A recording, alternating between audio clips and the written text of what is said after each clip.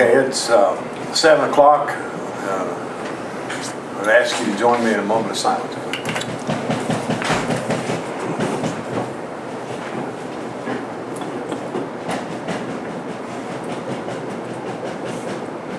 Thank you. We respect the flag. I pledge allegiance to the flag of the United States of America and to the republic for which it stands, one nation under God, indivisible, with liberty and justice for all. We call a regular meeting of Buckhannon City Council to order. Do we have any Wesleyan students? One. Tell us your name, where you're from, what your major is. Mohammed bin Sarani, from Middle East, and studying business administration. Pleased to have you. Thanks for coming. Department board reports. Wait a minute. Back up. On the register, Jerry McGowan asked to speak. Jeremy? Thank you, Mr. Mayor. Normally, I try to stick to one topic, but today I actually managed to condense two into one paper. First, I'd like to start out by saying thank you for not cutting me off, because I do tend to get a little bit long-winded here. But in the official city response dated Tuesday, April 1st, 2014, to my FOIA request, I was denied my request of information based on the Memorandum of Understanding, which I have multiple copies of here to disseminate to council. The denial stated, they're quoting the Memorandum of Understanding as any information generated by an ALPR shall only be used for official and legitimate law enforcement purposes, and the results of any read distributed only to law enforcement officers, their components, intelligence units working in conjunction with law enforcement. And that quote is in those papers on page 3, section 9, paragraph 1 for your reference. But I would like to challenge this denial on the following terms. First off, this is a policy letter.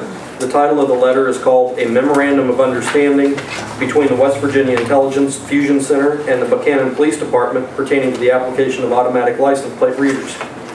A policy letter or memorandum of understanding does not have force of law behind it, and therefore it cannot be used as an exemption to an existing and enforceable law such as the West Virginia Freedom of Information Act, which lists all specific exemptions to that act.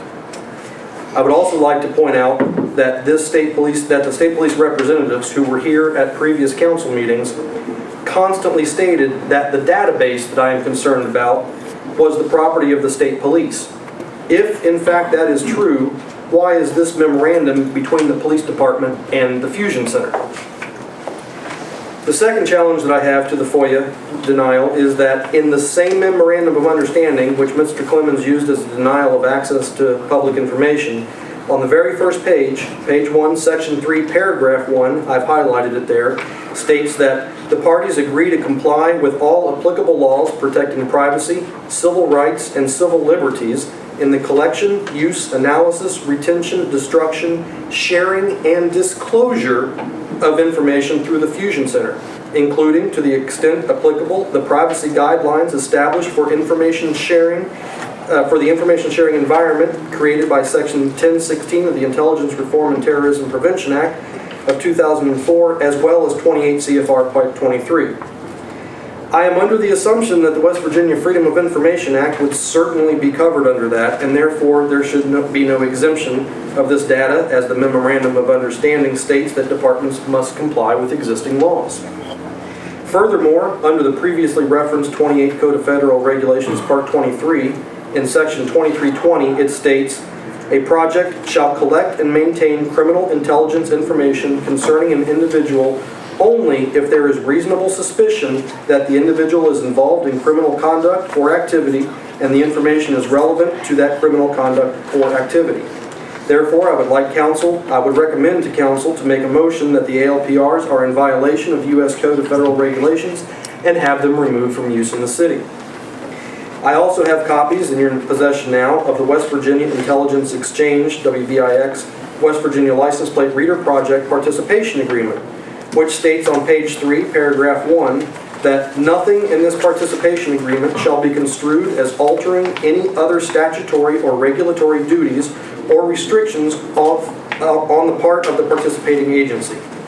I am also assuming that West Virginia Freedom of Information Act is considered to not be affected and is therefore, and this is not an attempt to amend that agreement through licensing. Therefore, such a denial is not possible here either. Finally, as has been mentioned here in council previously by many persons, there is no state law governing the use of ALPRs. Because neither policies nor memorandums of understanding have the force of law, nor the ability to supersede state law, this neither implies a restriction, this does not imply a restriction on a public body for legal compliance. As there is no governing law of the use of ALPRs in West Virginia, there can also be no exemptions to them under FOIA. And as there is no specific exemption in the West Virginia Code for data on the ALPRs, the exemption cited by the city should be rescinded and the information should be granted to me or be made accessible to me. Therefore, I am formally asking that my last FOIA request be re-examined as the information I requested be provided in a manner in compliance with West Virginia state law. Thank you. And I apologize for the briefness of that. I just received the FOIA reply yesterday and only had a half a day to prepare for it. So. Okay. Move along to Michael Doss. Can we ask our city attorney You okay? to You wanna ask a question? respond to this thing? Police investigative matters are generally not permitted to be released by governmental entities under either the federal or the state Freedom of Information Act. We have entered into an agreement with the state of West Virginia which requires us to not violate the terms of our contract by arbitrary use for non-criminal investigative related purposes. Mr. McGowan has been here for the last, 5 out of 6 meetings now? And every time he comes, he's talking about the abuse of this system.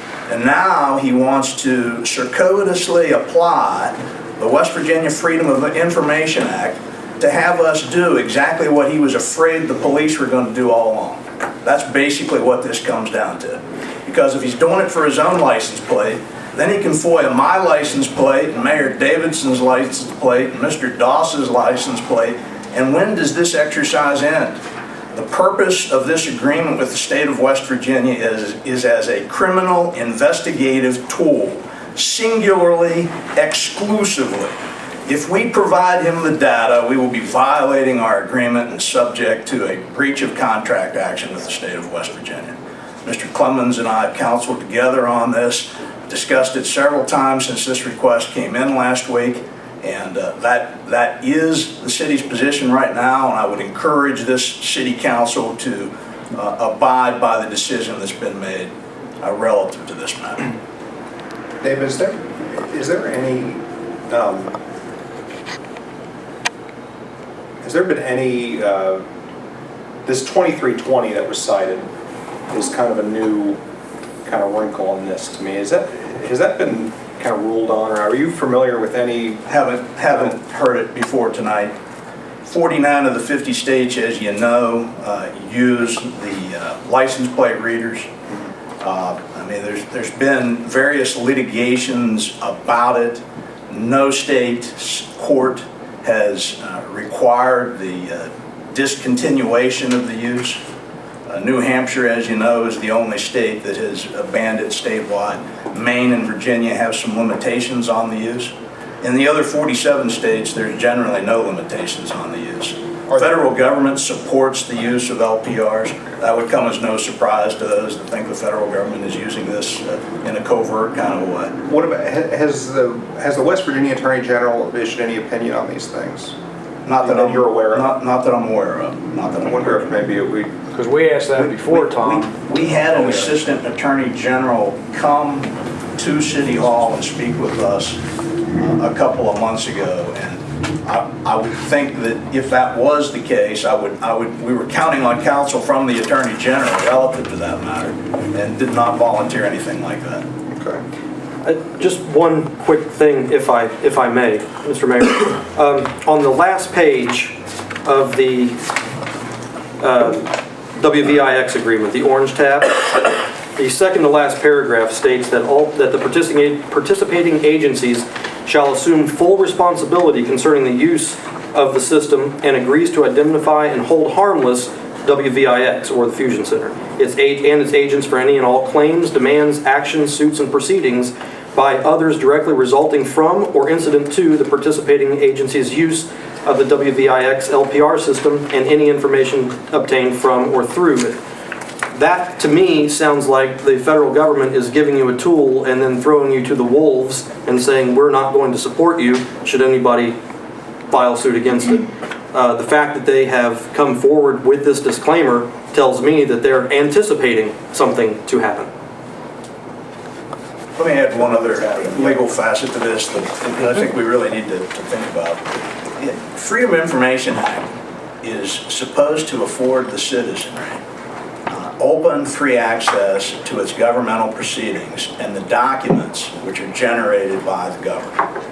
We have not generated any documents concerning Mr. McGowan's license plate.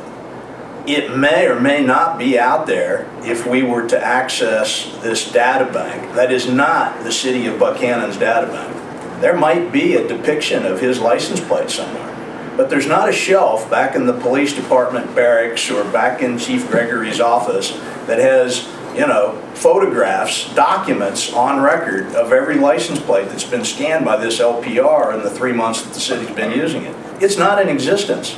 We don't have that in our possession. The only way we could get it would be to enter a database, which is the property of somebody else that we have promised we won't enter except for police investigative purposes.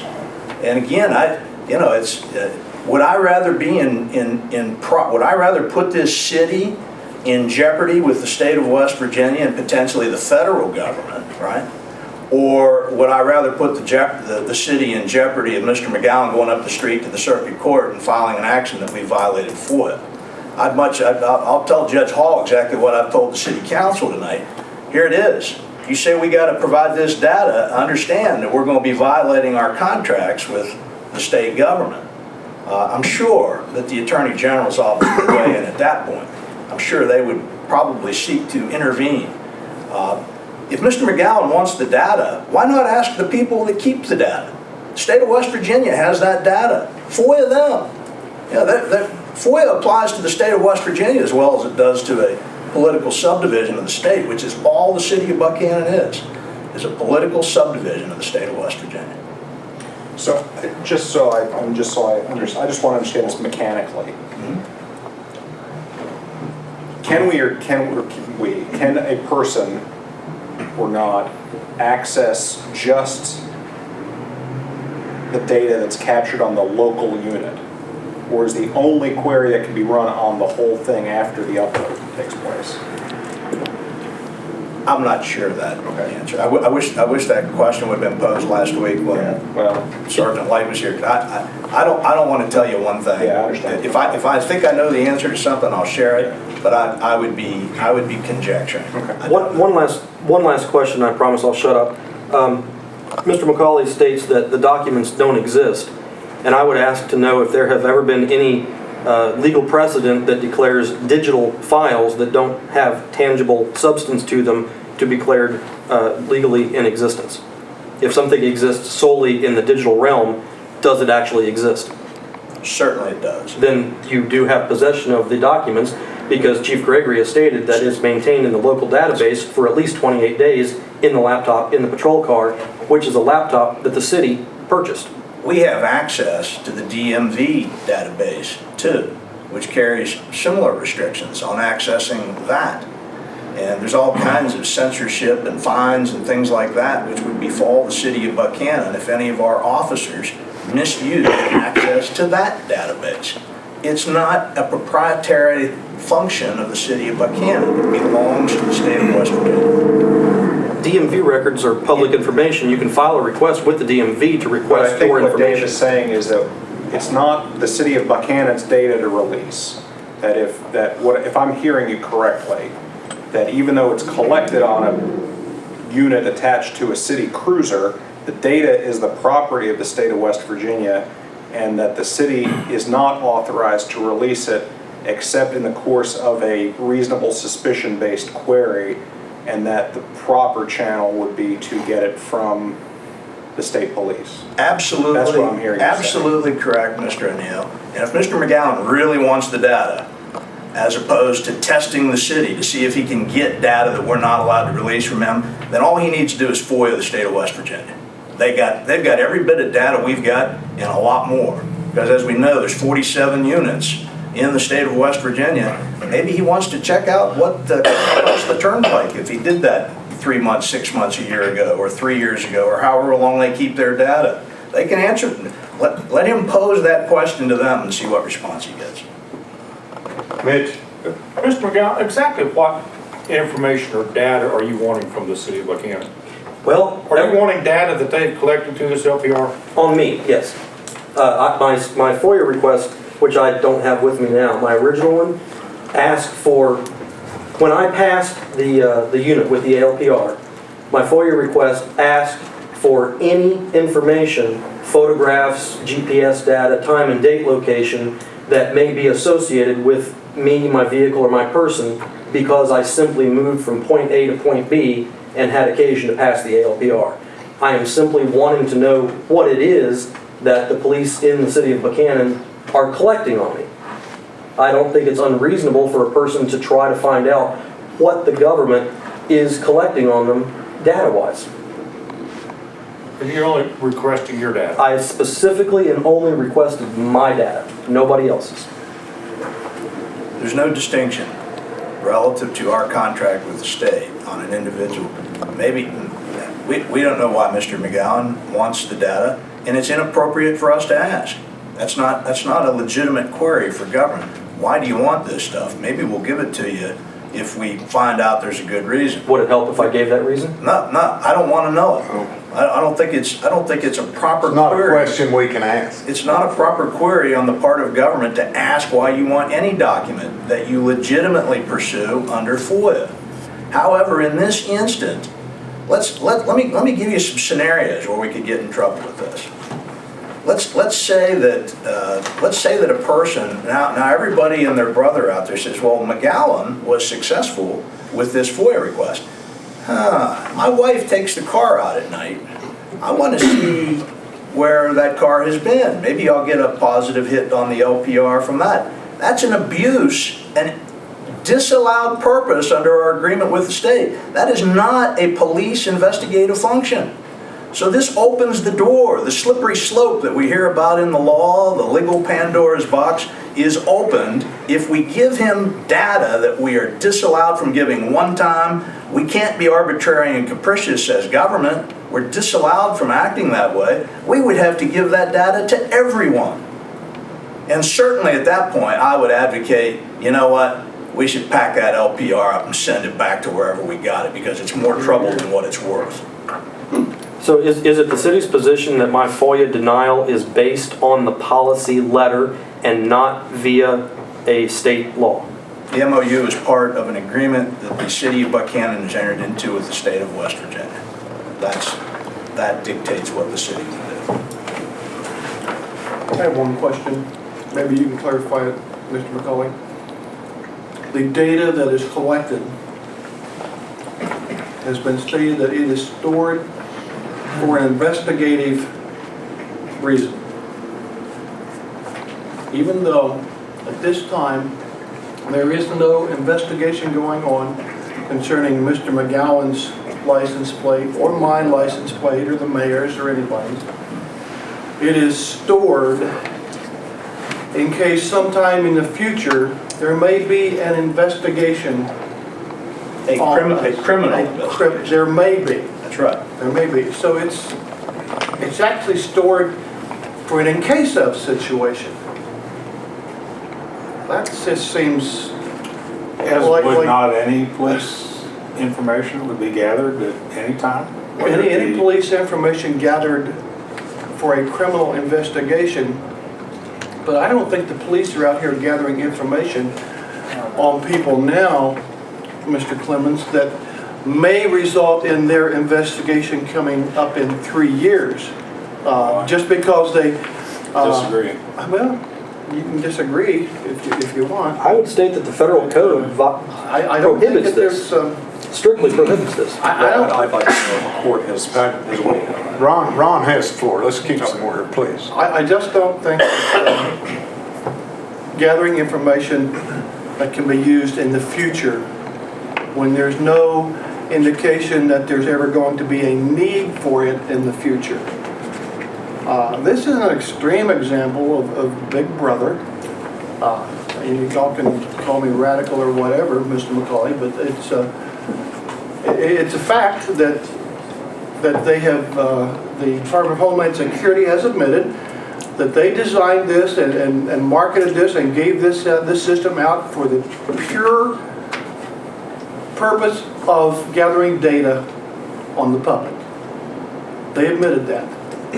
So and that's been my problem all along. I stated before, I have no objection if they will modify their system to gather only the license plates that you put in for a BOLO request. Those are the only ones that they should be taking pictures of or getting a hit on. Or if they're going to gather everybody else's, limited to a storage of 30 days and then take them out of the system forever. Because there's no need for me to have to think that the information gathered on me now, 15 years down the road, may be used for somebody's purpose to do some sort of an investigation which has never had any indication that's going to happen at this present time.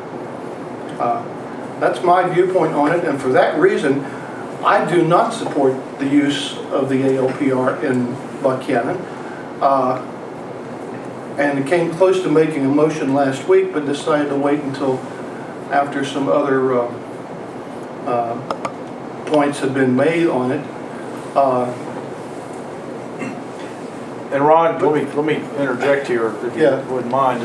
There are, and David, I think you said this in one or two of your last presentations on this, that there are different timelines in respect to some states are 2 years or 5 years, right. Or am I correct on that? That's correct. It varies from state to state. So that a governmental entity can delineate whether they want to have a 5, 1, 2, 3 year, or 1 month or 2 months. We can do that in the future if we so desire.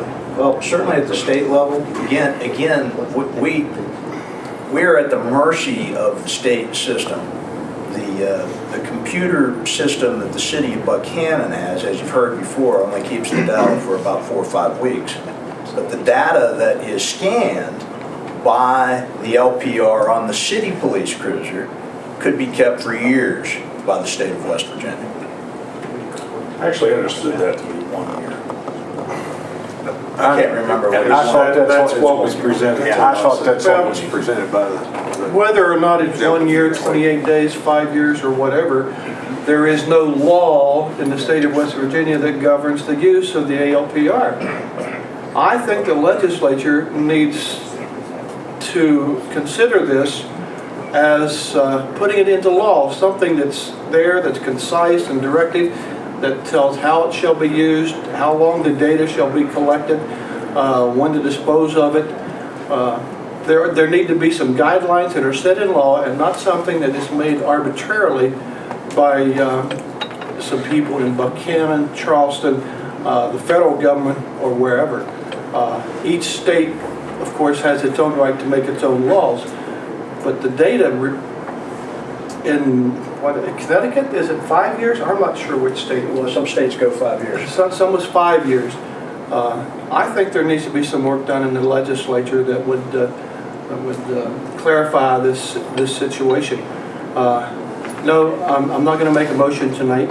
I'm going to do some more thinking on it, but I definitely lean towards, as if you couldn't gather that, doing away with the ALPR in Buckhannon until such times as those two qualifications are met. I would like to interject one more thing, Mayor, is that I think this really was presented in a way that I think the intention of what the police department did was to provide the residents a safer community. That was the initial. I mean, that's what I thought. I thought it was, you know, here you have a technology tool to help the police, law enforcement officers to identify if there is an issue, you know, a Ebola report or Amber Alert or what have you. And we have a tendency when we look at things like that to sort of just say, well, that's a great idea, let's do it. I concur with some of your reservations, Ron, but my position would be right now to keep it in force. I think that there will be litigation in the future regarding this. And David, you're right when you say it's a slippery slope. You know, there is going to be litigation in the future, and you know, we have a lot of issues in our country as far as this is a public trust issue again, as far as I'm concerned. But the intention was good. I mean, we're trying to provide a safe community, and this was a tool that we thought would help out. And David, I trust our officers in Buckhannon explicitly. I just don't trust when Big Brother says, I'm here from the government, I'm here to help you. This is free, take it, use it. Yeah. And when somebody hears free, it's going to save me $20,000. Wow, what an opportunity. And we all know there is no free lunch anywhere, anytime. We in government have had that going on since the days of revenue sharing, when we had all the buildings built that didn't cost us a penny, but nobody ever thought of what it was going to cost for the upkeep and the maintenance and the new roof and the new air conditioning systems and the people to run it.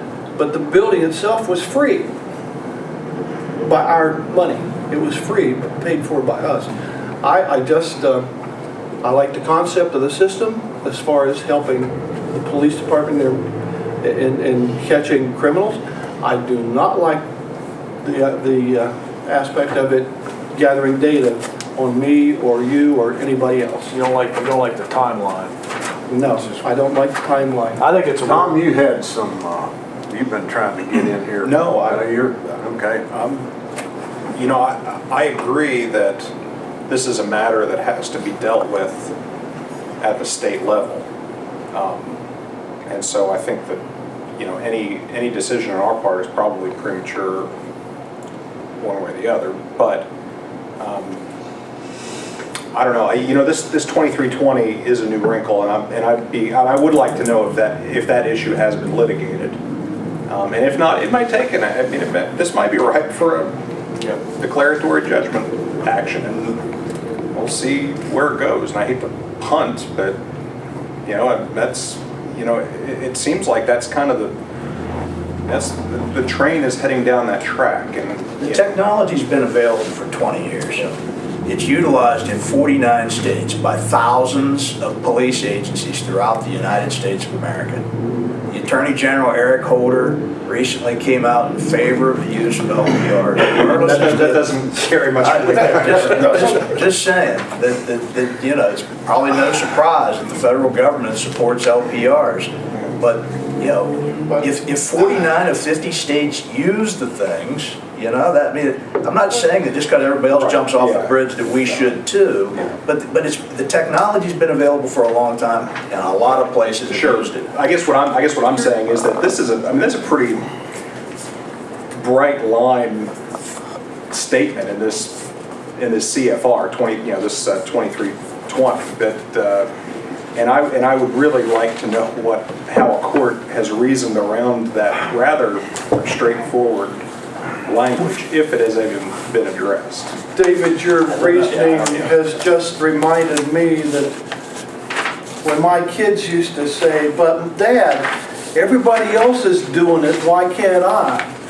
And I would say, well, just because everybody else is doing it doesn't make it the right thing to do. Just because 49 other states are utilizing this in the way they are, doesn't mean it's the right way to go. It just means there could be 49 other states that aren't doing it right. New Hampshire may be the right way to go. They may be. We don't know. I think our our city attorney has stated his position pretty clearly and concisely, and I concur with what he is saying. And Tom, I think you're right. This is going to be, there is going to be litigation down the line, and we need to, we approved it, and I think we're not going to change it right now, but it's something that we'll be talking about again in the future. We've also approved it, David, after the fact. I understand. I don't like the process, but I think the intentions were Okay, let's move on. Department and Board report, Michael?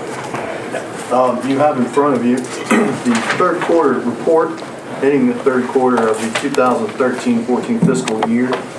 I do want to make a couple of notes. You'll have a comparison to last fiscal year, 2012 and 13. That would be to the left column, and you'll see the variance between the two. But I want to report year to date. For this fiscal year, our revenues are $2,819,458.31. Our total year to date is $2,627,331.43, which is in excess of $192,126.88 revenues over expenditures. If you compare this point in the third quarter of the fiscal year to last year's, our revenue is actually up overall in comparison to the two fiscal years, $157,426.89. We can attribute that mainly to our ad valorem property tax and our contractors B&O contributing to that overage. If you compare at this point to last year's fiscal year as far as expenditures are related, expenditures are up $83,568.68. This is mainly work that's being done on the Gateway East Main Street project and completion of the public safety complex, the police department portion of the public safety complex. Overall, taking all this into consideration, the year-to-date revenues over expenditures is actually up $73,859.21 from the previous fiscal year to this current quarterly period. Again, this is just a summation. If you'd like a breakdown, I'll be happy to provide that to you. A few items under new business. You do have on your agenda a resolution 2014-10. This is a resolution to authorize the West Virginia Department of Highways to convert the traffic light at the corner of Main Street and Kanawha Street to a four-way stop. You'll recall in your packet, a couple packets ago, there was a letter of correspondence from the mayor making this request. West Virginia Department of Highways would also like to see this in the resolution form, so we're going back and doing a little bit of housekeeping just to make them happy. So you do have resolution 2014-10. I'll spare you reading it. It's pretty short and sweet. I won't be a Dave McCulley on this one. But basically, the gist of it again is the City Council authorizing the Mayor, Kenneth T. Davidson, to issue official correspondence to the West Virginia Department of Highways requesting that the stoplights at that said intersection be removed and converted to a four-way stop. This is up to council for consideration, and ask for a roll call vote, please. I have one comment on the stoplights, not this one in particular, but I was approached 3 times this week by people wanting to know when the turn lane at the intersection here is going to be taken care of, and the no left, do away with the left turn lane at City Hall. That's just, I don't know whether we have discussed that recently. Well, if you note you got a memo today from Department of Highways. They're going to completely redo Main Street next week. Okay. And I would assume that at the end of that time period, they'll restripe everything. I assume they're doing grinding and paving, but didn't say that exactly. All right. You know, Jerry? Yeah, they're just doing this year is just repair work on the track, paving the tracks, but they are going to restripe after.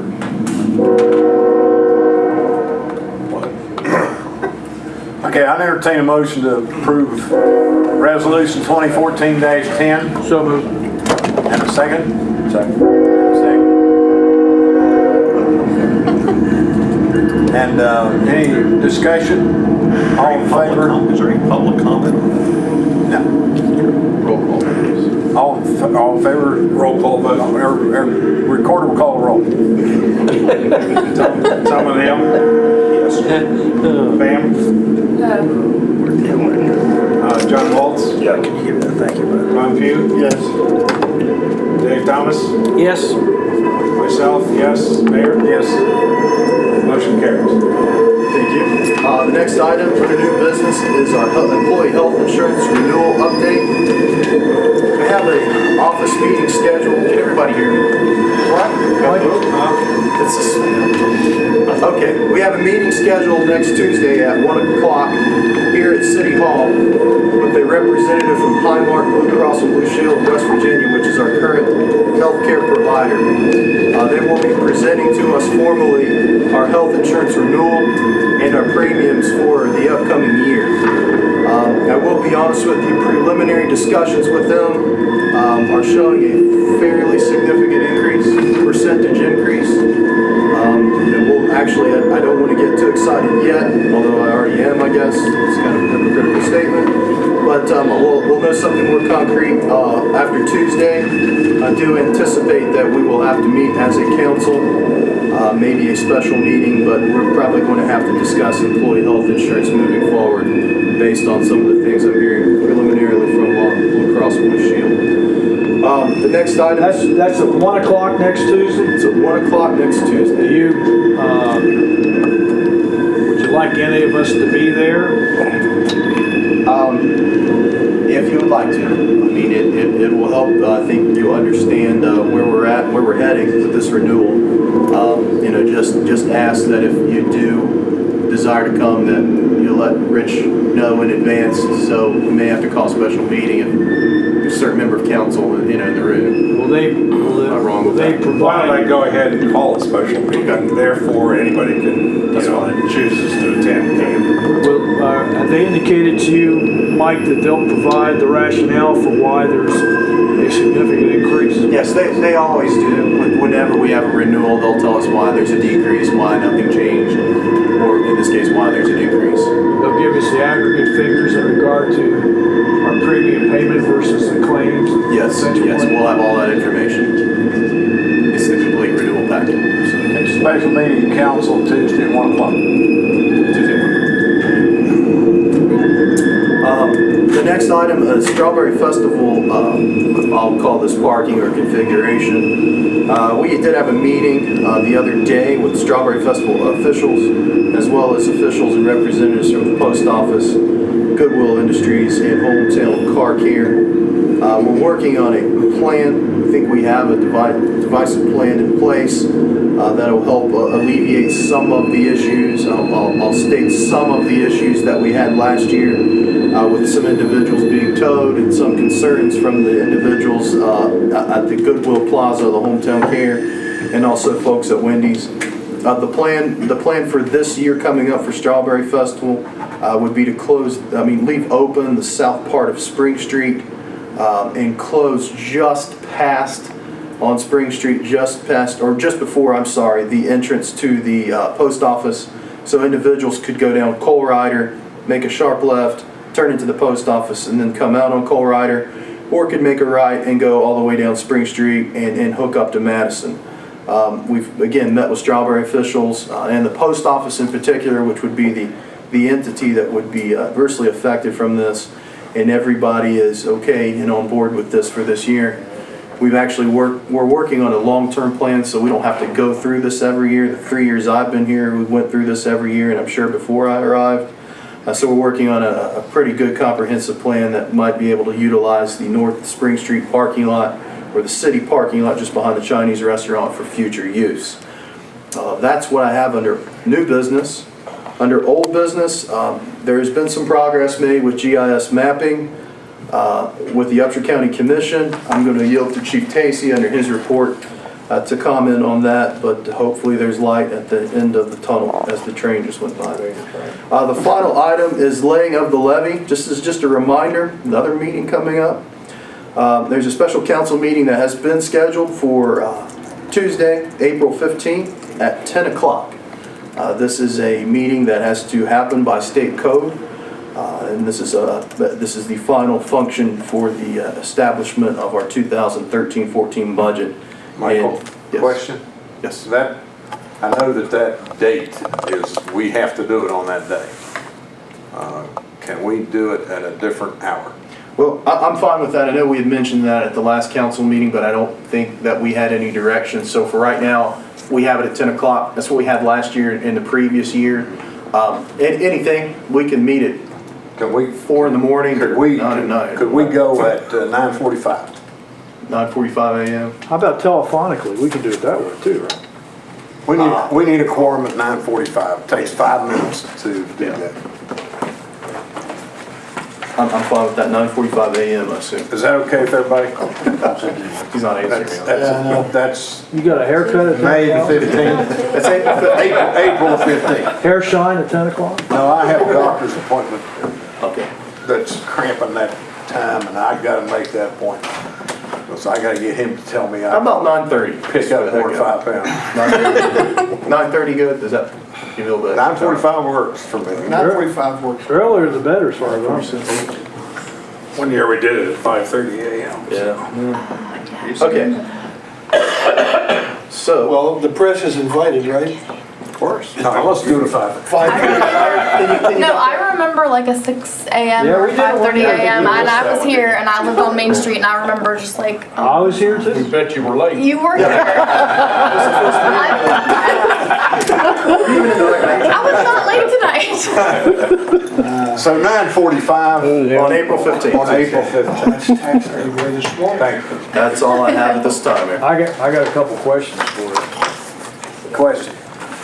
On the parking situation, as far as you're aware of, there's not going to be any local business entity or outside entity that are going to be towing cars away? I honestly can't answer that. I know the concern from the folks at Goodwill and Hometown Car Care and the folks at Wendy's, one of their concerns was individuals parking on that parking lot and being towed. It's a private lot. I guess they have the prerogative to do that. One of their other concerns was with Spring Street being closed down, as it has been in previous years, in front of their business. Individuals actually using their parking lot to drive through to get onto Madison Street. With this change in street closure and street opening, that'll at least alleviate that. But as far as parking on private parking, I would advise individuals to be cautious about doing that because that's out of our control. And the people that do that are generally people that are coming out of town to the Strawberry Festival. Well, yeah, it's not you and me. And I think we got to be careful that our businesses need to understand that we have the Strawberry Festival every year. And I know they probably get frustrated with people parking, but we ought to have a little bit of, I don't know what the proper word is, understanding. Cooperation, maybe. You know, and put something on before you just tow the car away, say, don't park here, and, this is private parking or something. I think most people do that. We asked at the meeting I asked if they would provide proper adequate signage. They kind of laughed it off, but Well, they should. it is private property, and would want to put people on notice, and we'll say it again and again. Be careful that you don't park where somebody's got signs up that say don't park without permission. And one thing that I do think I'm sorry. it's okay, I'm done. One thing, area where I think we might really have an interest is ensuring that in cases where there's a third-party tow going on, that the towing company actually has some kind of documented authorization to do the tow. Remember last year we had this situation across the road here where the tow company said that they had authorization to tow and the property owner said no, they didn't have authorization to tow, and there's nothing in writing to, it becomes a he said, she said situation, and I think we might be within our rights to require documentation in the case of third-party towing. Not to regulate it or to... We talked about that last year, Tom. Yeah, but then nothing ever... Why should they have to have a business license to come here and do that stuff? Well, that's a good point, too. It's a state-regulated service, and the folks that we spoke with last year said the city cannot it would be like us trying to do something to, say, First Community Bank needs to do something different with their banking procedures or something. It's not something that is regulatable by municipalities. Was it the Public Service Commission It was, that regulates them? And I think we made a contact with the Public Service Commission. Even on the issue for of that, 45 minutes. even on that issue with requiring documentation. Which is a what? Which is a bunch of. We can't regulate. Yeah, it is. We cannot, It's not they can fair. bring It's one not here right from to the Texas. Levy a special. I don't think anybody's more frustrated about the outcome of it than you are, Mayor. You and I addressed this last year, the night that it happened. Got my share of the Yeah. phone call. Sure. I asked at the meeting, and the mayor was there too, and Rich, you were there too, right? I can't remember. It's been so long you've been gone, so. Which meeting? The one with the festival night. festival. I wasn't here. You wasn't there? Can you legislate common sense? We, By ordinance I only. asked who last year authorized the towing, and the representative from Mr. Hinkle's businesses said it wasn't us.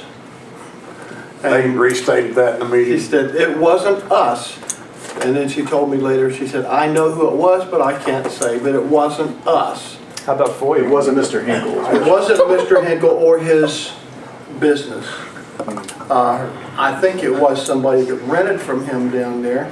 And, you know, it's, they're worried about people parking there and doing away with their business for that particular week. It's only 1 week out of the year when the Strawberry Festival brings in hundreds of thousands of dollars to Buckhannon.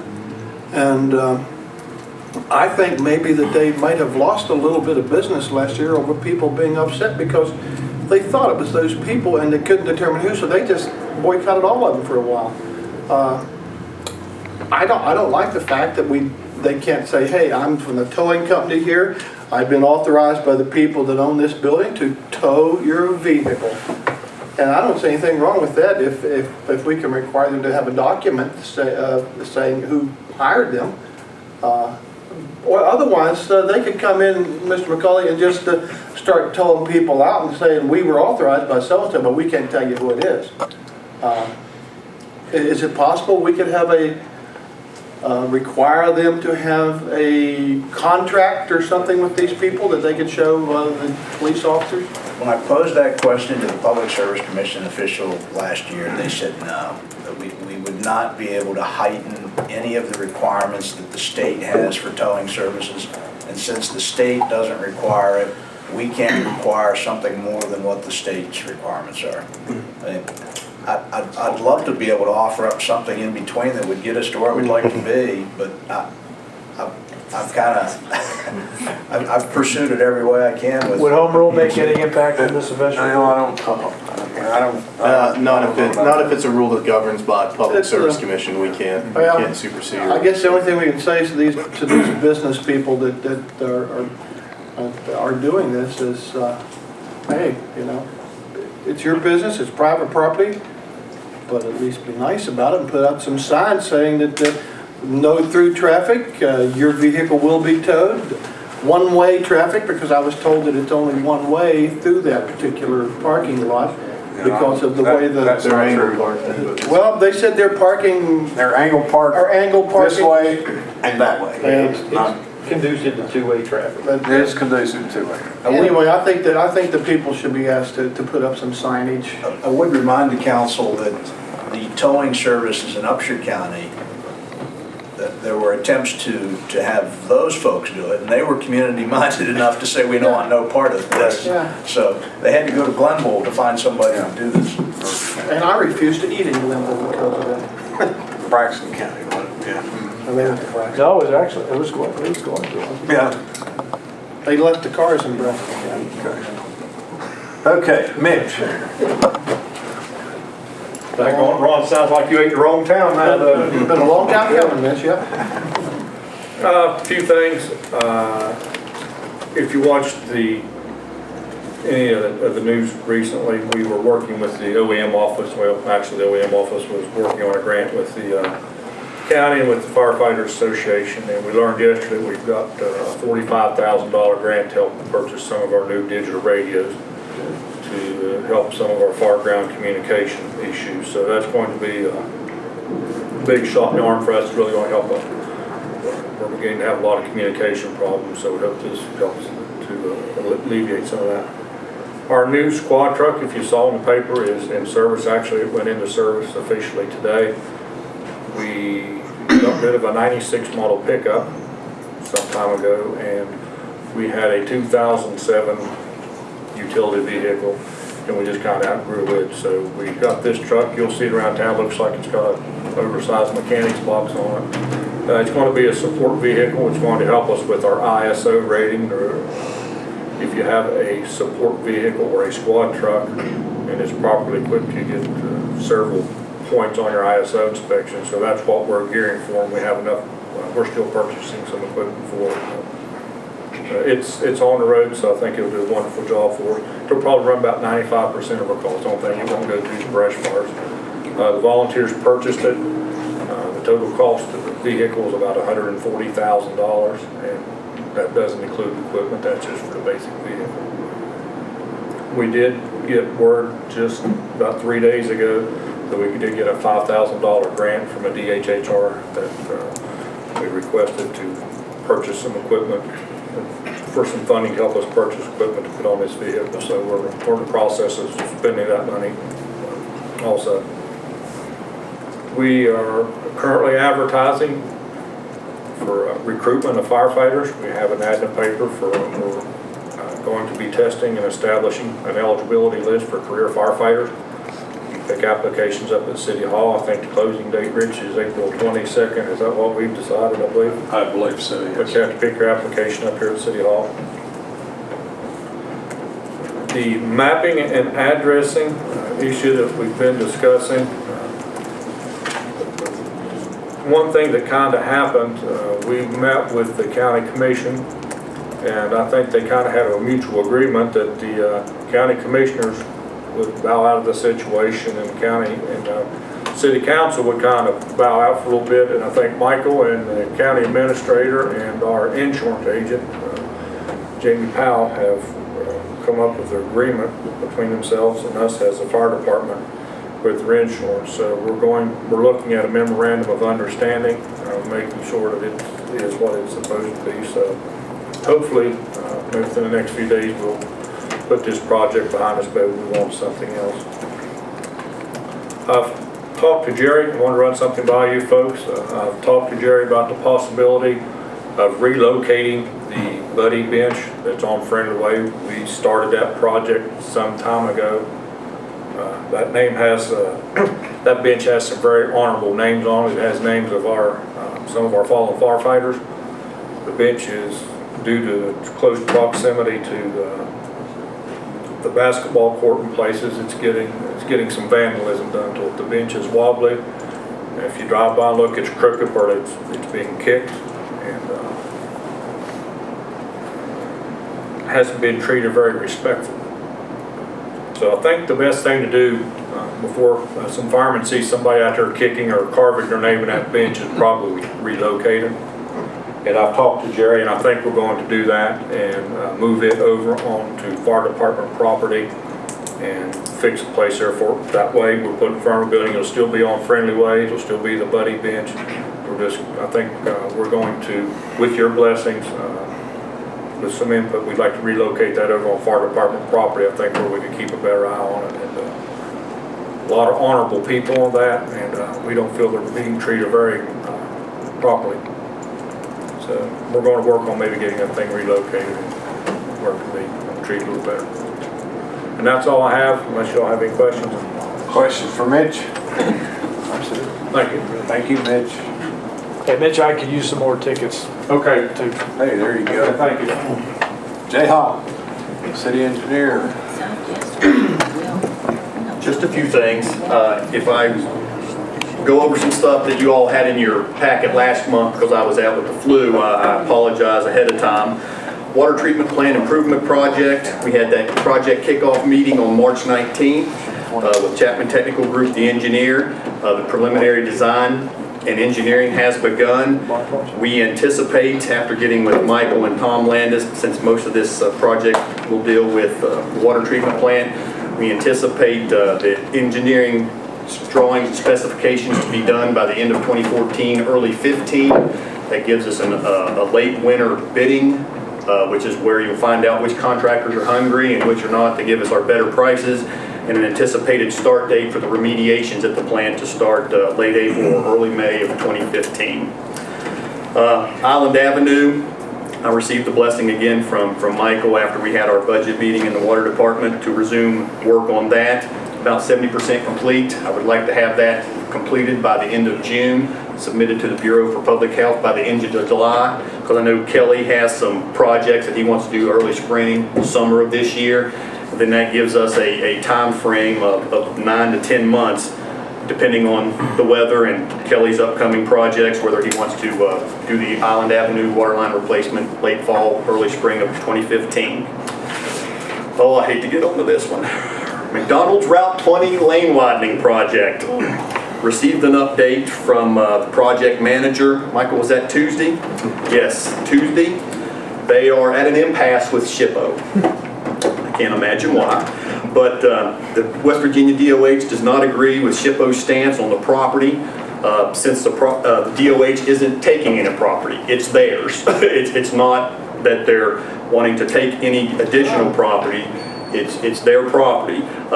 SHPO says because of the historical significance of the structure and the shrubs at 108 Kanawha Street, which is the structure in question, we need to reach a resolution. So they had a project meeting Tuesday afternoon. They are going to enter into a memorandum of agreement, not of understanding, sorry, memorandum of agreement with the Federal Highways Administration to address SHPO's concern. This process will take a couple months, and he told me at least, before a resolution is reached.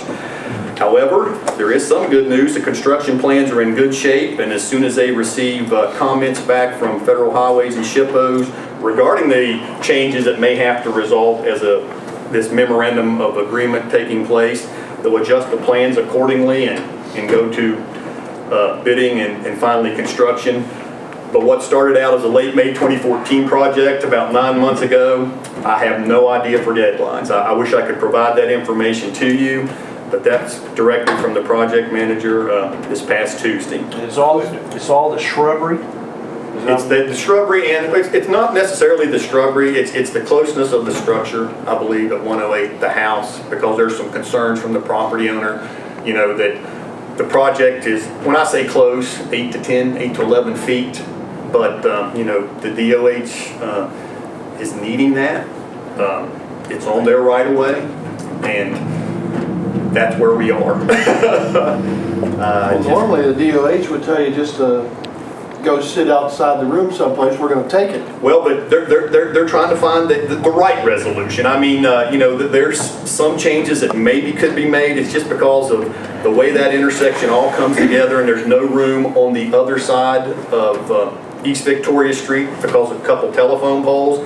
You know, those things are going to be relocated, but it would be nice to take a little bit of that and merge the 3 lanes down into 2, but they don't want to go any further down Kanawha than they have to, and they're looking at East Victoria Street, East Victoria Street being the termination, or in this case, the starting point for that lane widening project. So you're looking at a couple years probably.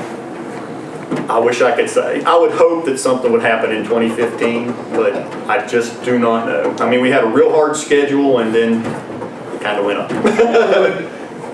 Could the property owner just cut it down himself? If they desire to, they can do whatever they want to. Is there a way to reach some kind of accommodation with the property owners, and then they could just take a chainsaw to them and then move ahead? I think some talks have taken place between the DOH. I mean, earlier conversations indicated that the shrubs maybe would come down, but then those plans changed rather quickly. This has been going on for over a year. It has been going on for over a year, because I reported originally that they were going to start before the Strawberry Festival, and I said absolutely not, you can start before the Strawberry Festival. It has to be over. We had moved it to a summer schedule so not to disturb or interrupt the school, and now then it moved to late October in 2014, and then I don't know where it is now. There were no dates given in the latest email correspondence and telephone conversations with the project manager. We'll be lucky if it gets done, period. If those were contaminated, Bushes. No, no. I think they're green ones, and they're just some kind of shrubs. I have no idea how we would become that way. Public safety complex, some good news, but then some bad news at the end. We are rolling right along. I thought for sure that we would have some items that are holding up probably the completion date, and I'll get to those, but the street department has now, due to the weather changing, begun some of their exterior renovations. They've removed the existing lights and receptacles that don't function. They've begun installation of the new energy efficient light fixtures on the exterior walls and the GFI receptacles. We've begun the installation of the exterior insulation finishing system. Some people refer to it in the trade as the drive-it system. It's on your banks, it's on your larger building. It looks like a stucco type finish, but it's an exterior finishing system. They've begun that. And then within the next 2 weeks, we'll begin the demolition of the existing portions of the existing sidewalk and parking lot next to the building, and construction of the ADA accessible ramp that will run up the south side. That's going to be an undertaking because it's a very well-designed and staffed ramp. Some of the activities that are now complete: drywall, painting, door frames, installation of the cabinetry. All the painting of the walls has been done, even though there's going to be a little bit of touch-up required. All the ceiling grid is up. We've relocated City Hall's off-site backup server into a dedicated computer room in the public safety complex on the police side, so that that's one of our requirements, is that we have our data backed up off-site in a secure location. That's been relocated to the public safety complex. About 70% of the lights are complete. The only thing that we're waiting on are 40 hallway lights. They're called can lights, due to the HVAC contractor, not taking his ductwork all the way up to the top, and it's no fault of his own. When you're 2 feet to work with, rather than put it 2 feet high, they put it up 1. That pinched the suppression system down a little bit, and where we thought we had 6.5 inches of clearance, we only have 5.5. So we had to get some shallow can lights, special made. So those original lights were sent back. They're really making 40 low-profile can lights for us so we can stick in these hallways, and those are due to ship next Monday. It'll take about 2 to 3 days to put those in. The HVAC, the fire alarm, and fire suppression systems are all complete. The fire marshal has inspected the fire alarm and fire suppression system and given them his blessing. The floor coverings, the carpet, and the tile started this past Tuesday. What originally was going to take them about 2 weeks, they'll probably finish up on Friday, if not this Friday, then next Monday, and then the carpet and the tile will be down. Just going on here, we've had a bid, and then these 2 items are in your bid pack or your information package. We had a bid opening for the video surveillance system, 8 cameras, 3 exterior, 5 interior cameras. We received 4 bids. Tate Communications out of Bridgeport was the apparent low bidder with a bid of $10,405.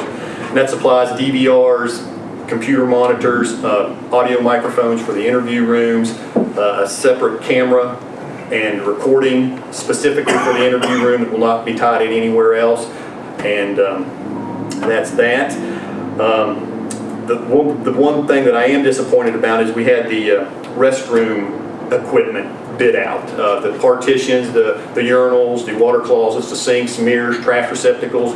We had that package sent out March 12th, received no bids. I was a little bit surprised with that. And I'm hoping to either rebid it or get with Mr. McCauley and see what our options are, since we received no bids. I mean, these aren't hard items to get. We just, and we contacted companies that supply this in Charleston and Morgantown and Bridgeport and received no bids. I don't know why. Why'd you rebid it again? Well, that's the plan, but then that's another month, and I don't know if there's other ways around that since we received no bids. When I don't mean around that, but do we have other options, since no bids were received? I have to get with Mr. McCauley and check on that. The doors, which have been a holdup, but now because of the bathroom partitions not being bid on and the delay in the lights, we're supposed to receive the doors and the hardware in about 3 weeks. We'll put those in 2 days probably at the most, other than the 2 exterior doors. We're getting close. I'm really excited. I think the majority of the street department crew that's been working on it since the winter, I think they want to see an end to it also, but the lights at the end of the tunnel, it's just had some delays. Quarter H South Water Line. This is a little project that Sam and I have been working on. There's some potential need for a water and sanitary sewer line along the eastbound lane of Quarter H between the Hampton Inn and Smitty Suzuki. That's as far as the western, but we're on the other side of the south side of the corridor. We needed to get some information to Potesta and Associates, which is the sanitary sewer department's engineer, so that they can complete a preliminary engineering report and send it to the Bureau for Public Health, similar to what I have to do with Island Avenue to get some approval on that. That project is not finished by any means, but some preliminary information had to be provided to them so they can get it to the health department. Currently working on that. Gateway East, and then I know Jared will have some interjection into this. We plan to resume construction on the Gateway East project, the north side, sometime after the Strawberry Festival. Jerry and I were talking, we're probably looking late May, first week of June, only because of all the activities that he's got going up until that time, and I'll let him discuss those. We're going to start at the College Avenue East Main intersection, which is far east, and work up towards City Hall.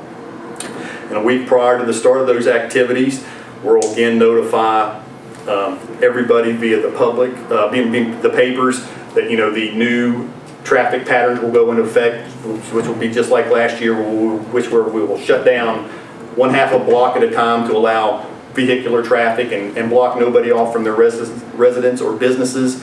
And it worked out pretty well last year, especially once I made people aware that they've really got to obey that. We're going to start putting some police reinforcement down there. They really started adhering to the do not enter and stop detour signs, rather than, I'll just slide through and drive up on the sidewalk. We'll be doing the sidewalk, the electrical conduits, and the street light foundations, just like we did as the last time coming up. We'll then pull the wire, and once both sides are done and we've feel that we're okay with it, we'll put the street lamps, the lights up, turn everything on, and hopefully have it finished mid to late August. And Jerry's got some other things, so he's not looking up, so I don't know how concrete that date is. But we look to get onto that late May and go with it. If you don't have any questions, yes, Dan? Yeah. Is there any plan to get the two huge trees out of the river over across from Island Avenue? Jerry will address that. Okay. Jerry will address that. Jerry. Nobody Just address it. Jerry? First of all, one thing Jay said was true. We'll be glad to get out of the So won't I, buddy. The trees in the river, Pam, we actually have been monitoring that situation for some time. I actually had Sam Ludlow take a look at it as well. We'd asked for his assistance with his equipment. Now it appears that we're probably going to have to rent a piece of equipment to pull them out of there, but Sam was of the opinion I was. Currently they pose no real large threat. So we will be getting them out. As for a deadline, I don't have that for you. Well, I just know that For the festival. I remember when Paul Mackey used to talk about the trees down by the walk trail, down that end. Then all of a sudden we couldn't take the trees out because of the fish. Fish?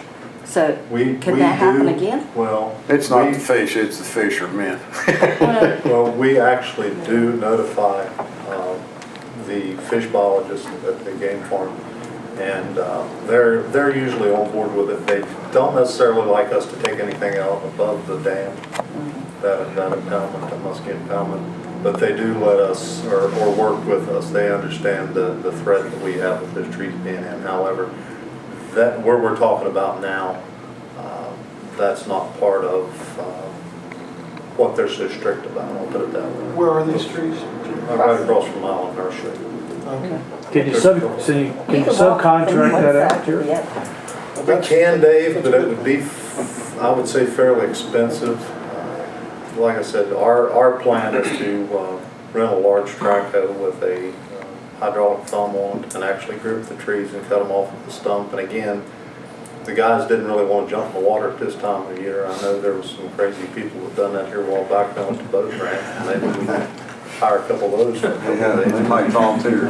The guys weren't real ambitious about coming out of the public safety complex and jumping in the river, so, but we'd have to rent that piece of equipment, Dave, and our plan would be just to take the trees out of the river, get them on the bank, and leave them there to deteriorate. Any of the loggers around the area have any of that equipment?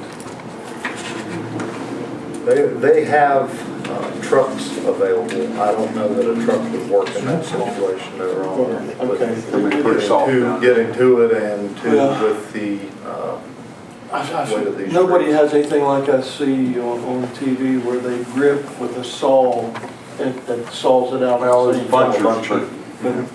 It'd be nice to have one of those. I just didn't know whether anybody around here doing this logging had any of that stuff or not. But it is on the radar, Pam, and it will get done this summer. I just don't have a date for it. But your plan is not to cut it up and take it away? It's to do it? No.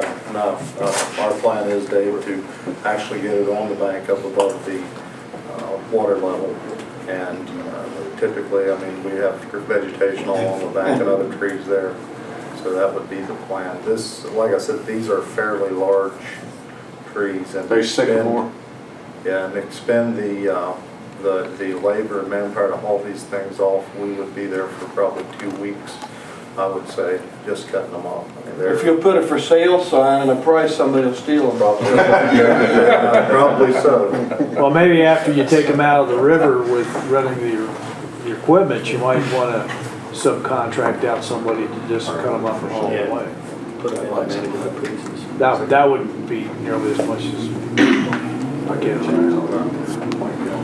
Got some good firewood there, free.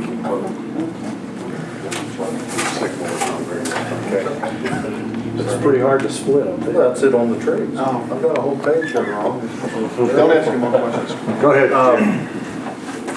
Skid steer, we had a breakdown with our skid steer, which is a vital part of our patching equipment.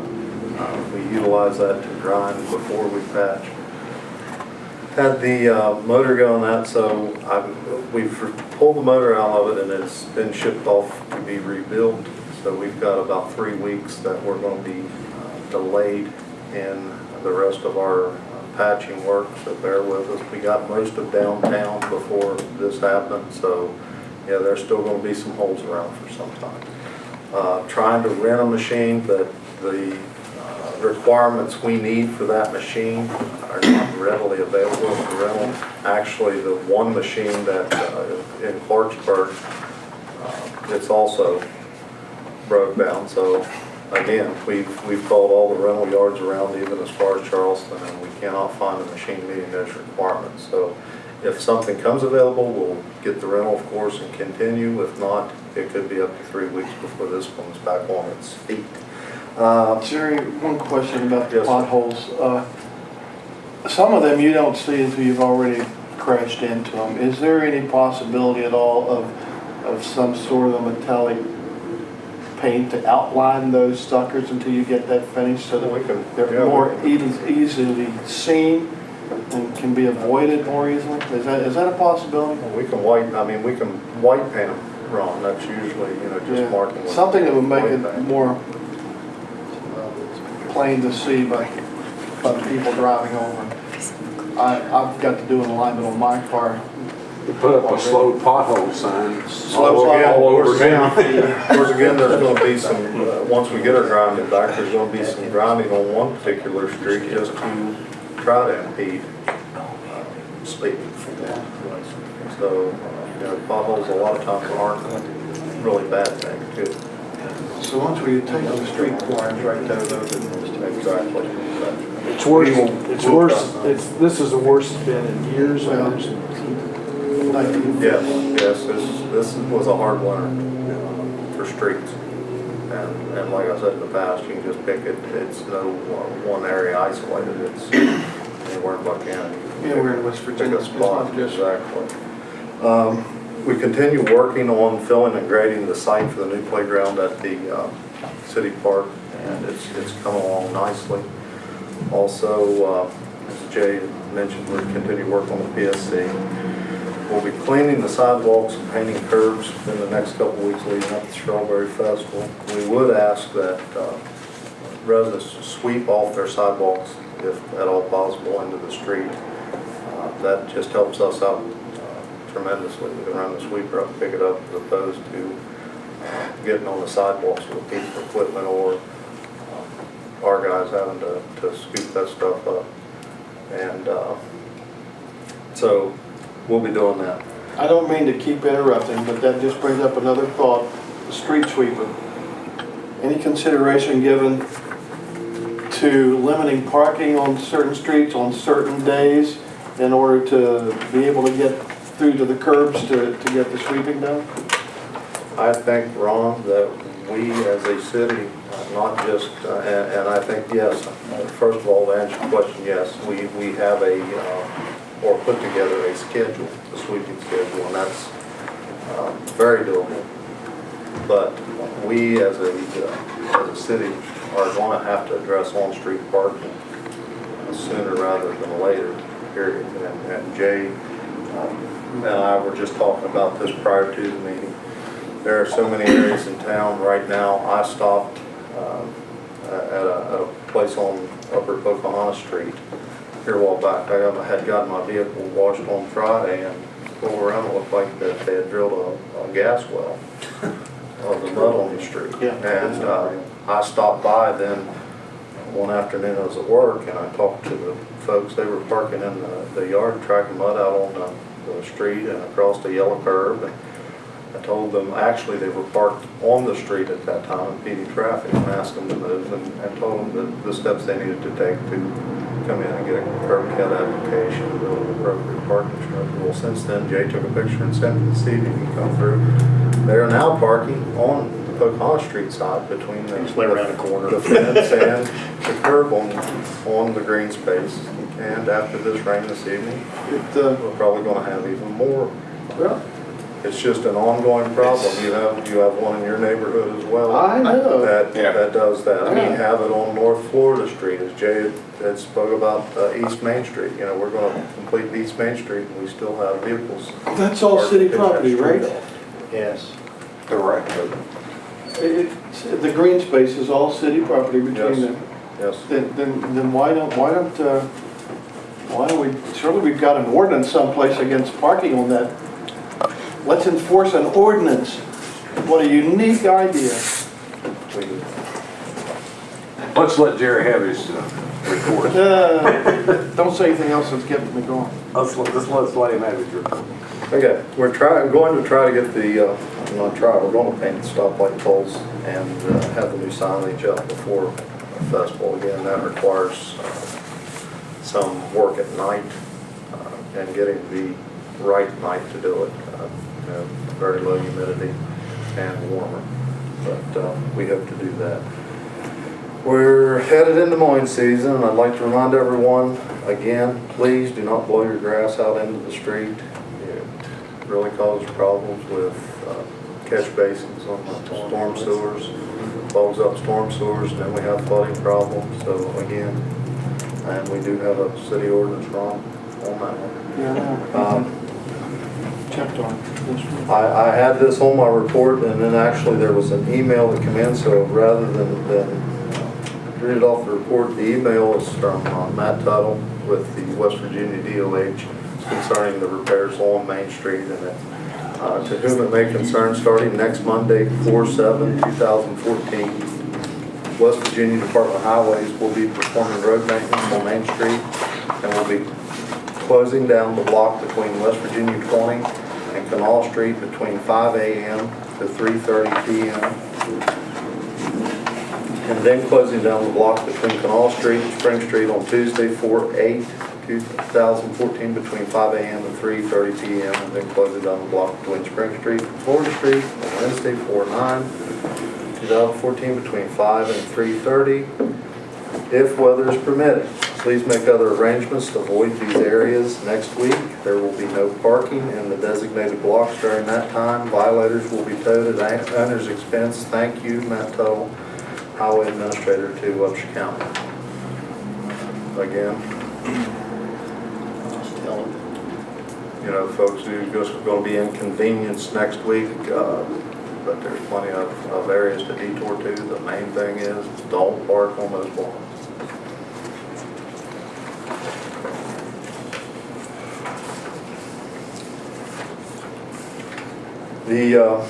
Also in a meeting with Matt, the DOH will be paving West Main. It's in this construction season from the courthouse out to Brushy Fork, and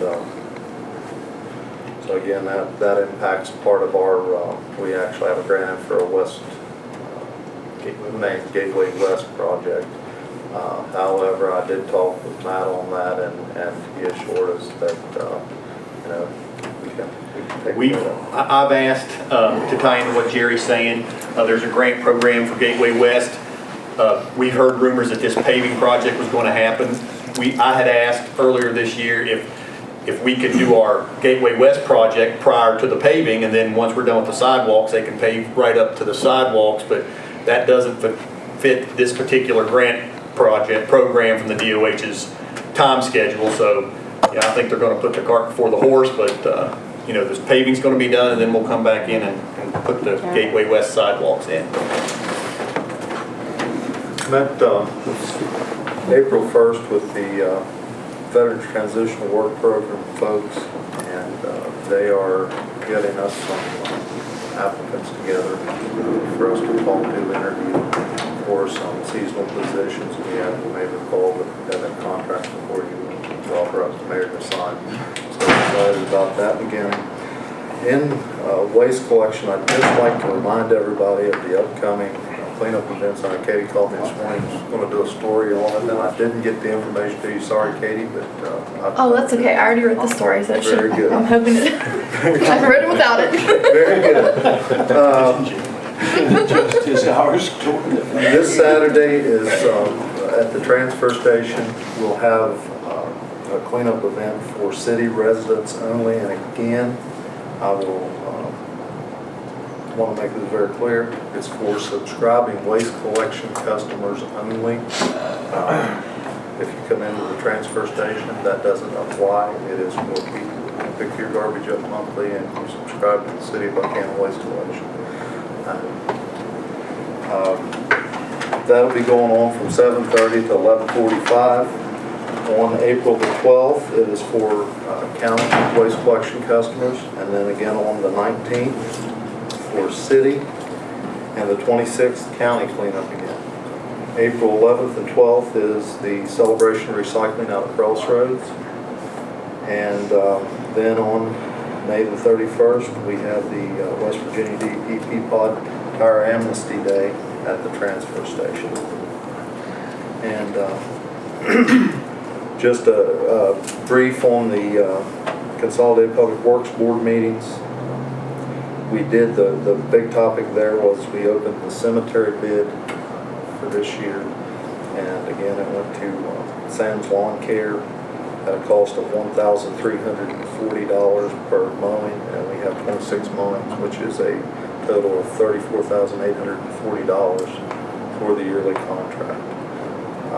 And with Waste Board this evening, we met this evening, and just highlight, they approved a request for Jay at the Public Safety Complex to waive a fee, and approved the spending of $5,000 to do a waste audit via some stickers, and to be decided the logistics between Michael, myself, Andy, how we're going to approach that. So that's all I have, unless you guys have questions. Will they be doing shredding at the? You know, Ron, I'm not real sure. Burl has kind of headed this up this year because of all the activities we have. Burl said the shredding event would be in the fall. There you go. Thank you, Katie. Well, you're welcome. From County Commission this morning. Thank you. Thank you. David. Thanks, Mayor. Several updates. I'll try to be brief. We met earlier this week with the insurance auto auctions folks who are headquartered in Chicago, Illinois.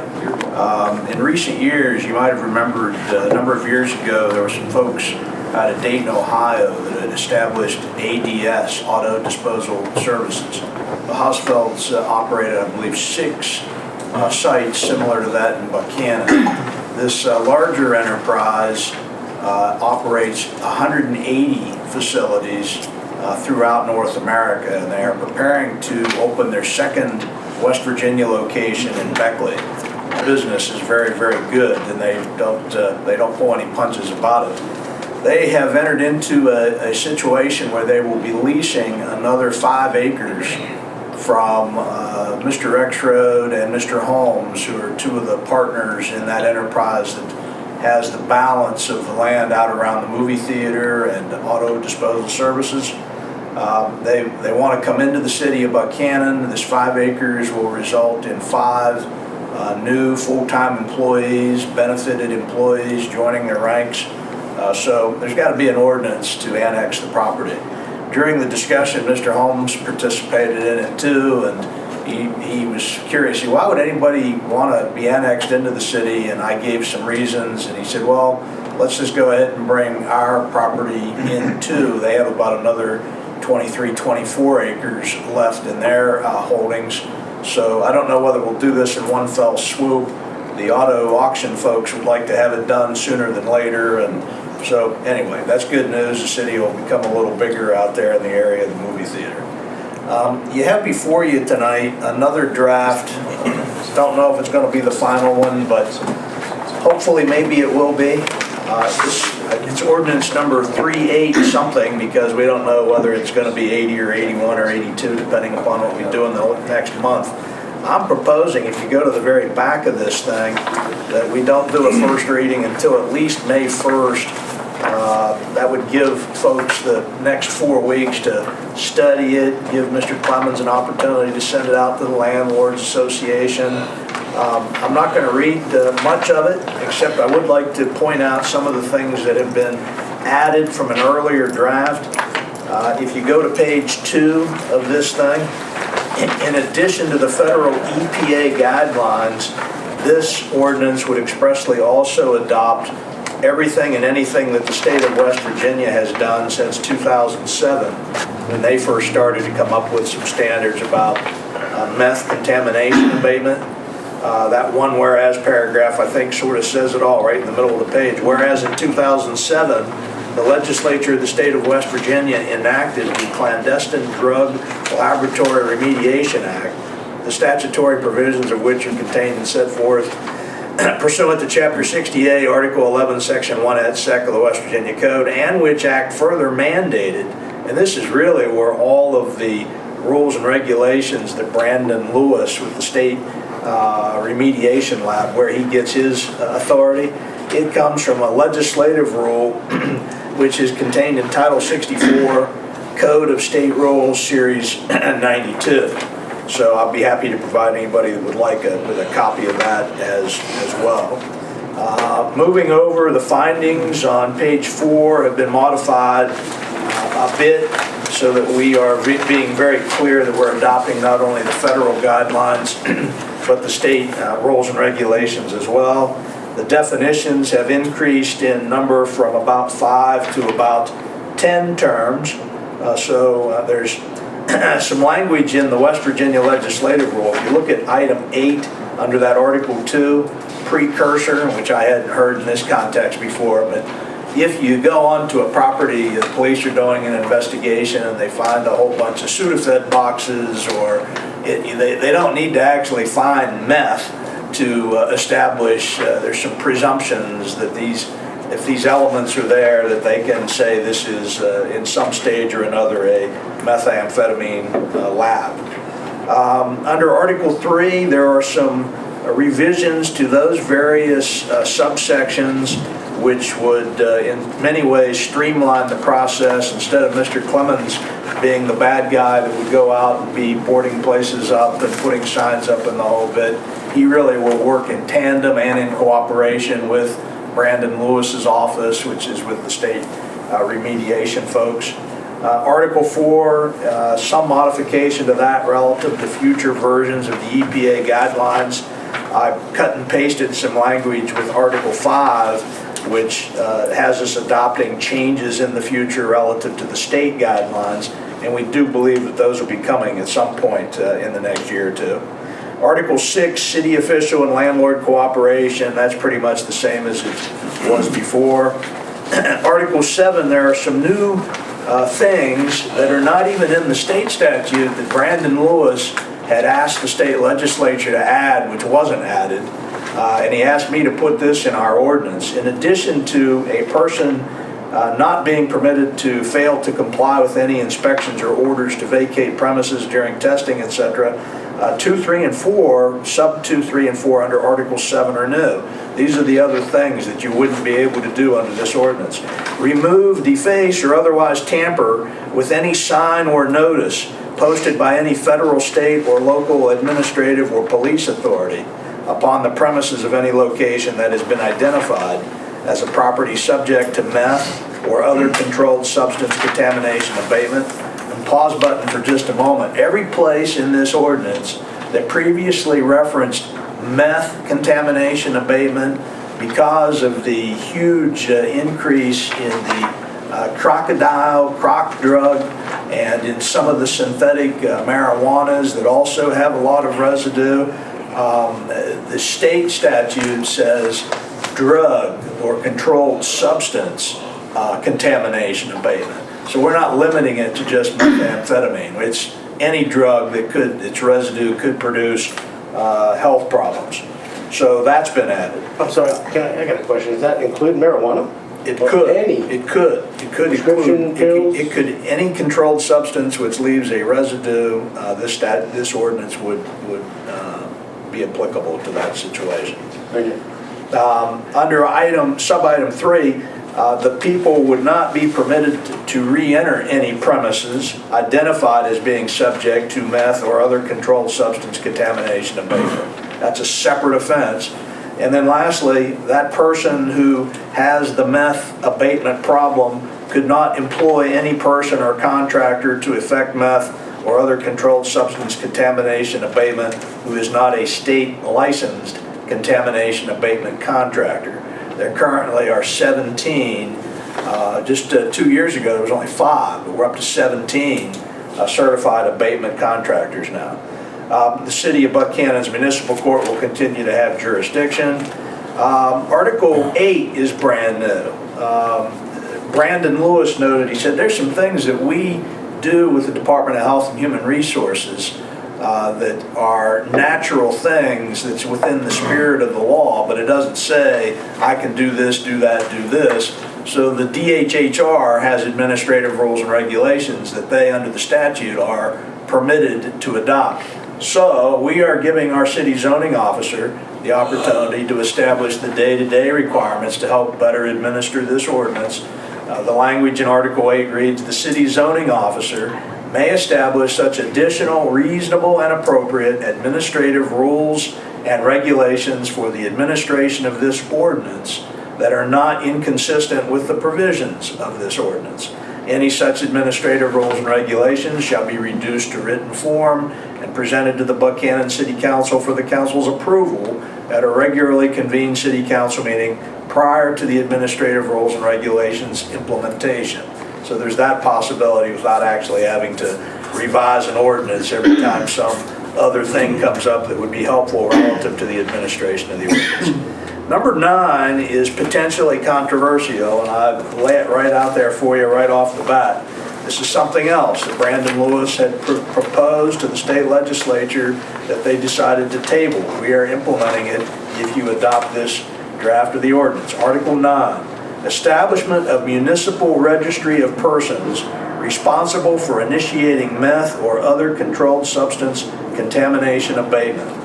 The city zoning officer shall maintain for public inspection a registry of all persons determined to have been responsible for creating or contributing to the creation of meth or other controlled substance residue that prompts meth or controlled substance contamination abatement within any building or structure situated within the corporate limits of the city of Buckhannon.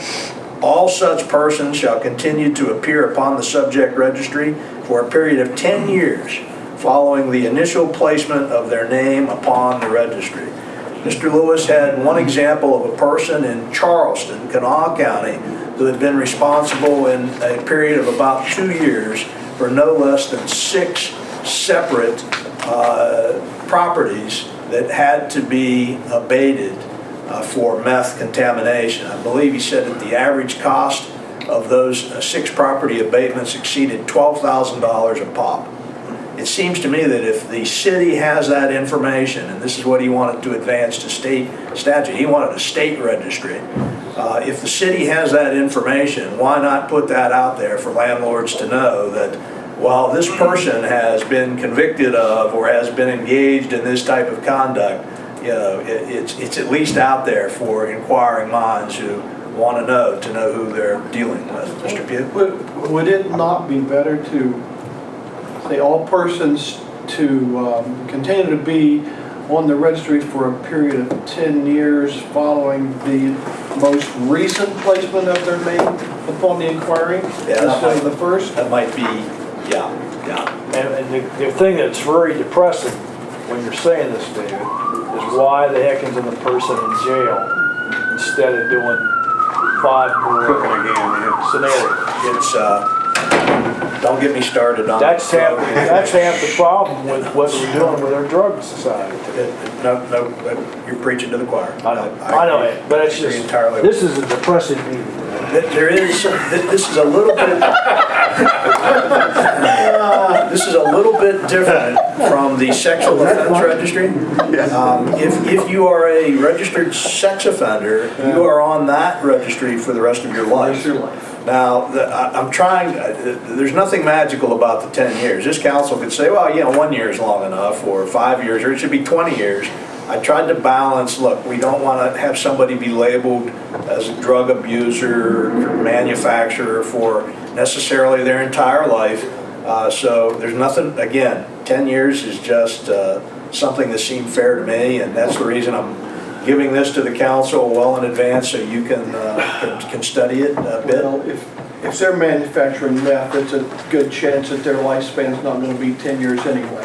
So the basis for getting on the registry is conviction under this ordinance or under any controlled substances section of state code? Any contamination abatement that has been triggered that comes back positive, that is the measuring stick. They might not ever be even charged with a criminal offense. So the property that they occupied has meth residue as a consequence of their occupancy of those premises. So if I rent a place and a buddy of mine is responsible for cooking meth, I'll get put on the registry because I was the renter? There is that potentiality. Okay. I might want to look at that. That's one of the... And the purpose here is just to give renters notice of people that have... We did the meth workshop. Give everybody a couple of, well, it's been at least a month, maybe closer to 2 months ago. And the landlords were very fearful. It's like, how are we going to know about these people? So the idea with the registry, which Brandon Lewis recommended, is really to help those folks. It's like, look, we understand. We're trying to be empathetic with especially all property owners, but especially landlords who have a little less control of what goes on in premises once they rent them out to somebody else. So at least if we have this list of folks who have violated the Buckhannon ordinance, we'll be able to share those names publicly, so that they can take appropriate actions to protect themselves.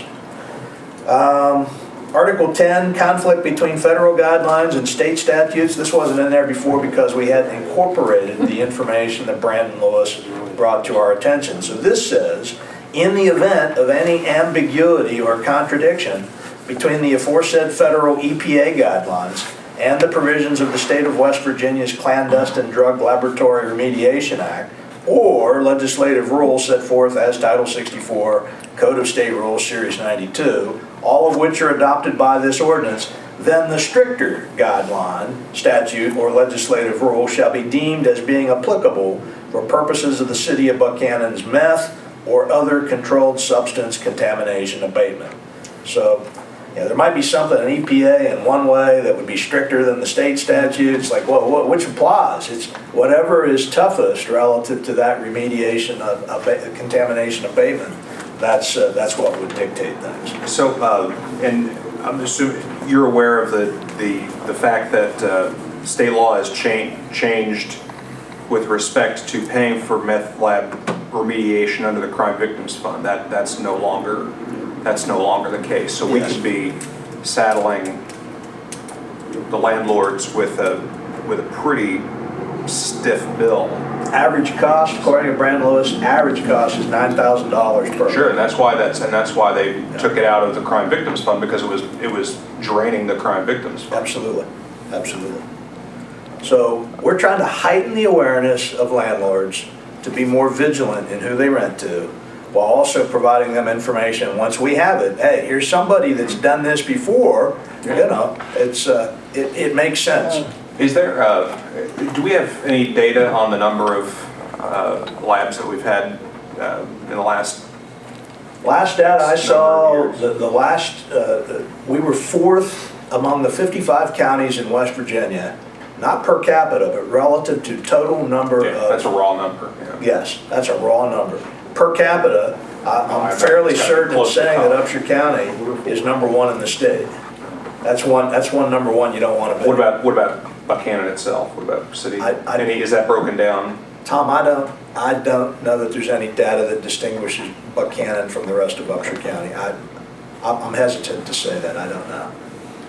You know, one of the problems with the landlord notification is that the major landlords that were at our meeting we had for the little demo and everything are the ones that are really caring about what happens. Sure. The ones that this is going to hit the hardest, because they don't come to these, they don't know that they're the ones that only have they build a house, they're renting their old one. You know, where they have 2 houses, one they live in and one that they're renting to somebody. They don't really get involved with the Landlords Association, and they're the ones that it's going to hit. A lot of people have older homes and they've divvied their house up so that there's an apartment in the back of the house. Understand that if there's meth residue found, they're going to kick everybody out of that entire structure. It's not, they've shut entire motels and college dormitories and everything else down around the state. This is a huge thing, absolutely. Well, I want people to realize that. This is for our your study and yes. consideration. And I'm saying let's just take it slow and put it out there, let everybody look at it and weigh in, and not even consider a first reading until that first meeting tonight. Page 5, definition, meth. You got to type battery acid, not batter acid. I'm sorry, what page, Mary? Page 5? Page 5, Under definition 7, meth, last. Yeah, Batter acid. Well, that depends on whose house you're cooking at. I guess, depends on whether you're making cookies out of it. A couple other real quick updates, and I'll be quiet. We're still working on working might be, that's kind of overstating it. Mr. Clemens and I will be working on the college and military zones. We've been talking about that for 3 or 4 months, and we're getting there. Sudden Lake has continued to give reassurances. We had an email last week, another email this week, that they are going to propose to some models for resolution of the right-of-way thing, and I think to also kick off franchise renewal discussion. So we're in wait-and-see mode on that one. I haven't received anything new from Federal Prosecutor Bill Ehlenfeld on our request for monies, so as soon as I do, I'll share that. And the only other thing I would mention, the cemetery contract is done already. The President Bulge caught me in the hall at the administration building day and asked me to, and I'll deliver this message to Matt Gregory as well, that she was just really taken aback by the complete and total professionalism and the immediacy of the reaction by the Buckhannon City Police with the fracas at the Kappa Alpha Order House involving the 25 or 30 Alderson Broada students that decided to come visit the Wesleyan campus and the KA house. Understand that when the call was first made and their cars fleeing the scene, 2 or 3 of the cars went the wrong way, in the parking lot in back of Fleming, McCuskey, and Doney Hall. They went up toward the gym, and of course, that's a dead end. By the time that first 911 call was placed, there were 2 city cruisers that were already blocking the entrance for them to try to get back out. That quick, up to the end of the thing, turn around, and our city cruisers were there that quickly. The college is... So you say taken aback, and you mean in a good way? Oh, yes, absolutely, yeah. Taken aback in a good way. It could be taken aback in a bad way, so yeah. So she's gonna send a letter to the mayor and to Matt Gregory as well, but that's good news when we work together that way. That's all I have, unless you all have questions. Questions for Dave? Dave? Busy couple of weeks. Thank you, David, for working on this ordinance for the... I'll say one more thing about the ordinance. It's a plug for Buckhannon, not for me. When I asked Brandon Lewis, I said, what's the best ordinance you've ever seen? Because he's worked across the country on this. He said it was the Kanawha County ordinance. I said, okay, let me have that. I said, now, how do we make it better than that? And his eyes got big, and he said, well, if you do this and this and this and that, you would have the best one I've ever seen. And I incorporated all of his ideas. So I'm saying tonight we have the best meth abatement ordinance in the United States. I appreciate your work on it, based on his opinion. Based upon one guy's opinion. Sometimes that's all that matters. I don't see any additional correspondence, Recorder. Nope. And so that'll bring us to the consent agenda, which is the minutes of the regular meeting of March 20th, Building and wiring permits and payment of bills. Would entertain a motion to approve the consent agenda. So moved. Second. And seconded. Discussion, all in favor say aye. Aye. Opposed no, the ayes have it. Comments and announcements, Ron? Sure. Cracker Tenny. We've scheduled a meeting with Cracker next Wednesday at 1 o'clock at the property in question at Ritchie and Tucker. I invite you to join us. Next Wednesday at 1 o'clock? Well, actually 1:30. 1:30? All righty. Is that it, Ron? No. Okay. Front porch enforcement. The letters that you sent out, and I've been driving by some of those houses, their time limit has expired, and I noticed that some of it's been taken care of, and then it's been replaced with other items. What are we doing enforcement-wise on those? That's my Friday occupation, so Friday? we'll be looking at it tomorrow. Okay. All right. That it? Yeah. I don't have anything for David? Oh, Lord, where do I start? The buddy bench, everything went downhill after that, people vandalizing benches. But I don't want to make light of, this was, in some ways, this is a very depressing meeting to me because of what we're having to do as a society. And, I guess I'm showing my age. But I think we've got some issues that, we've had some good discussions today, especially with the automatic license plate reader. And I do think that the finances are okay right now. Look at it simply at a 1 year. I'm sure we'll be interested to see how much the premium increases for health insurance. But I, again, want to stress that I think we need to take a look as a city council 3 to 5 years out and look at what we're doing and where we are financially and where we are as far as the quality of life for Buckhannon. And I think the issues that we have to deal with that we need to discuss in a very, in a civil way, in a common sense way, looking at our B&O tax, a comprehensive B&O, whether we should have one or not, whether we should have $1 million exemption, what do we do about our police and the fire fees, do we have the number of people that we need in each one of those departments, and if not, what do we do about that? Our streets are just in terrible condition because of this past winter. We've talked about maybe having a street fee at some point in time, and I think that's something that needs to be discussed. I've attended some meetings with the Economic Development Authority, and they're talking about, you know, the possibility of a recreational complex up at the Armory, the old Armory. Well, you know, how do we do that as a city or a county? You know, if that's something that needs to be done, then we probably need to have a bond levy for recreational activities for the city and the county. Some of these things are not just city, the county needs to be involved too. David, you talked about annexation. Are there other areas that need to be annexed that would enhance the annexation people that are involved? Also would provide more cohesive unity for the city. I just think there are things that we need to sit down and discuss long term. They're not going to be enacted in the next 1 or 2 or 3 months, but they should be on a long-term strategic agenda, and we need to talk about it. I'm just very concerned about what we're facing as a community, and we need to deal with those issues long-term. And I appreciate your work on that ordinance. David, I think, you know, I wish maybe we go to have a drug zone instead of a military zone. Put everybody who wants to do drugs in a 8-acre plot, just leave them there and let them do what they want to do and leave us alone. That's all I have to say. Okay. Pam? Nah. John?